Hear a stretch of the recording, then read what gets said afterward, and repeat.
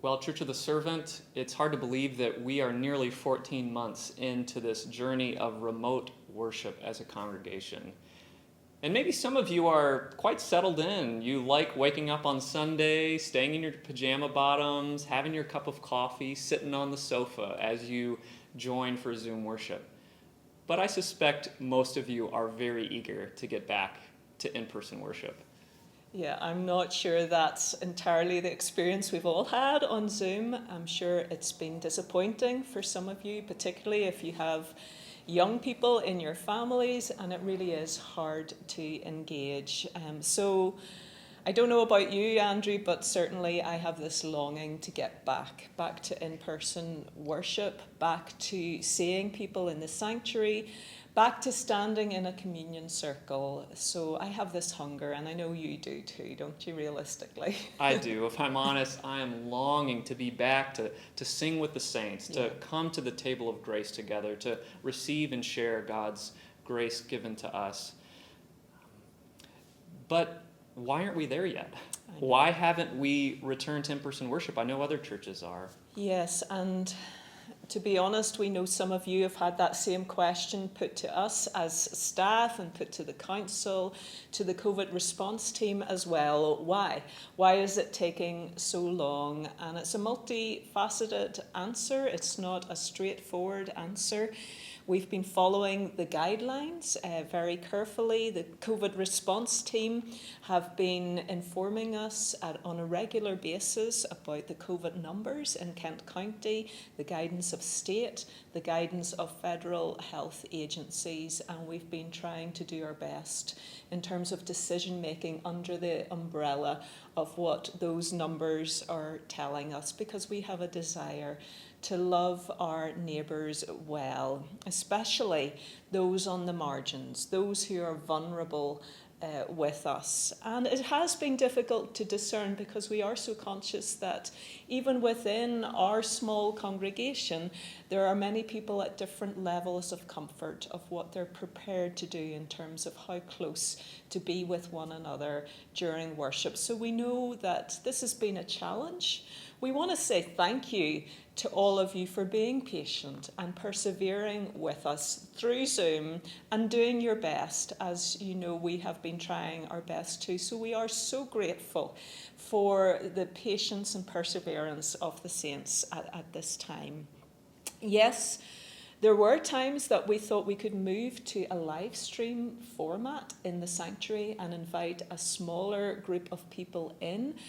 But that would have come at a cost of participation of the whole community for worship. And as you know, one value we value highly in Church of the Servant is to encourage everybody to fully and wholeheartedly participate in worship. So whilst it might have been possible to have gone to live stream, we would have lost out on that participation element that Zoom has enabled us to keep on doing faithfully week after week, so that we're praying together and we're being concerned for each other, and it's more than just seeing a service on a screen that you're not able to interact with. So that has been one reason why we've held back. Another reason is that during our Easter worship service, it was really a test Sunday to see what can we learn from doing worship outdoors. And one of the surprises was that whilst our capacity was nearly full for all three of our services, we still had quite a large number of people on Zoom, which was the surprise for us, people who were not quite ready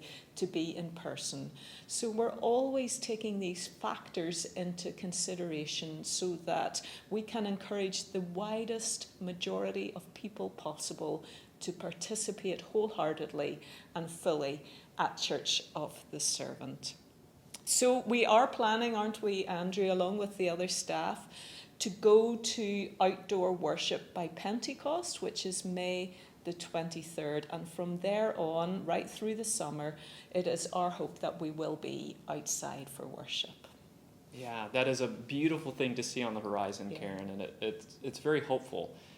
But what if someone in the congregation isn't there yet, or if they're not comfortable coming to in-person worship? Are we leaving Zoom behind entirely? Right, so we hope to continue our Zoom.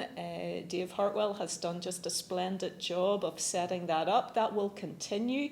You'll continue to get Zoom links every week. So if you don't feel able to come in person, you will be able to join us on Zoom together.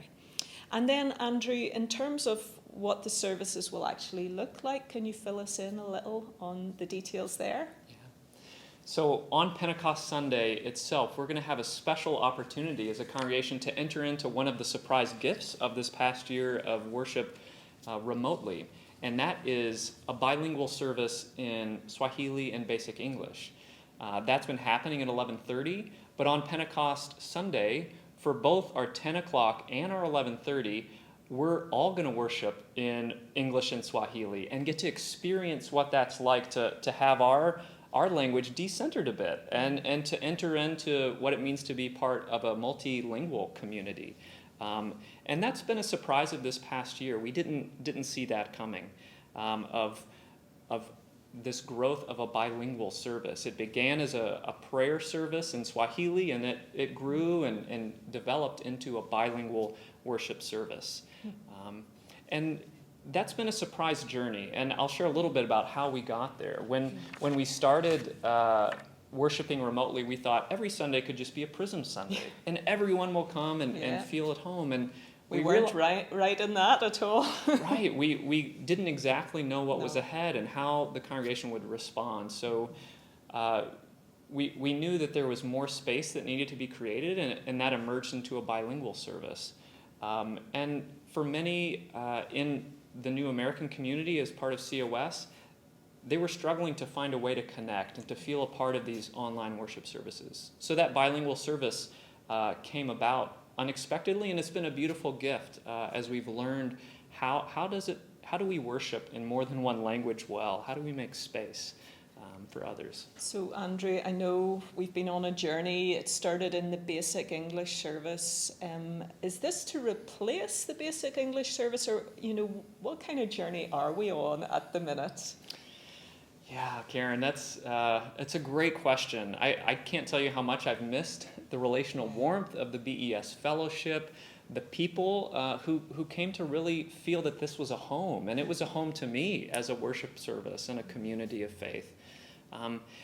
But in the midst of the loss of the Basic English service, we've, I think, discovered some real gifts in a bilingual service of what it means to be a multicultural community of worship. Yeah. And while in some ways it's felt like a step backwards to have just English and Swahili, we're discovering that actually to be a genuinely multicultural worshiping community, people need to be free and welcome to bring their full selves to worship.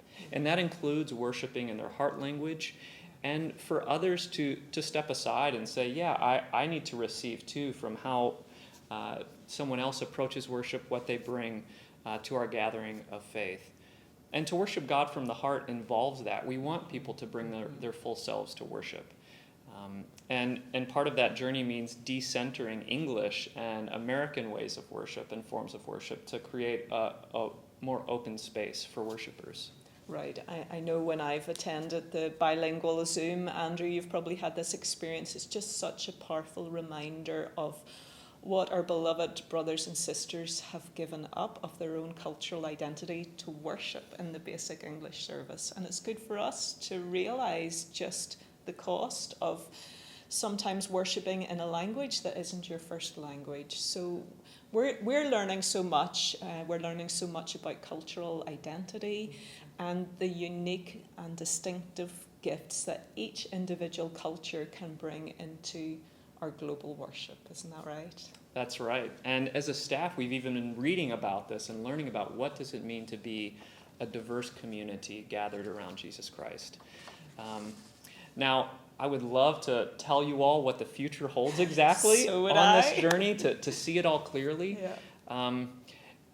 We know the big picture is that God has a heart to see people from every language and nation and tribe and tongue gathered around the throne, worshiping the Lamb. But getting there isn't so clear and easy or straightforward. In Ephesians, Paul talks about submitting to one another out of reverence for Christ. And we often think about this in the context of marriage, that husbands and wives submit to one another out of reverence for Christ. But Paul's actually, before that, talking about a worshiping community, a praying community.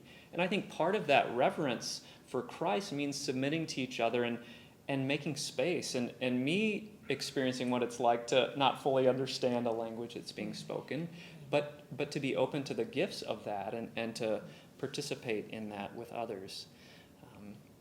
And that's been such an interesting journey. And for me, yes, we don't want to be naive. Sure, we don't, about a multicultural worshipping community. We know it's going to take time, commitment, building relationships, which just doesn't happen quickly or easily across cultures. So we want to be cognizant of all that takes. But it's been an exciting journey, hasn't it?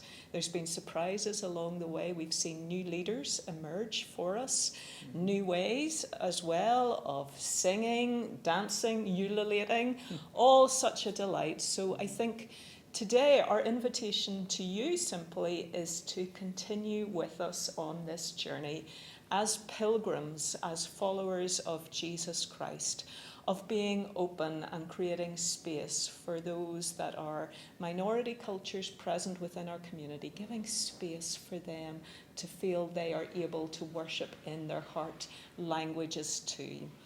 So with that in mind, all that's left is for us to say we welcome you joining with us from the 23rd of May on this journey for the summer, where we'll continue to learn so much together.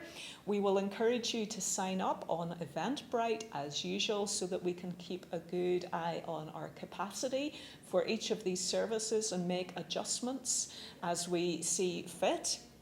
And so do join us. And if you have any questions about the journey we're on, we do welcome your feedback.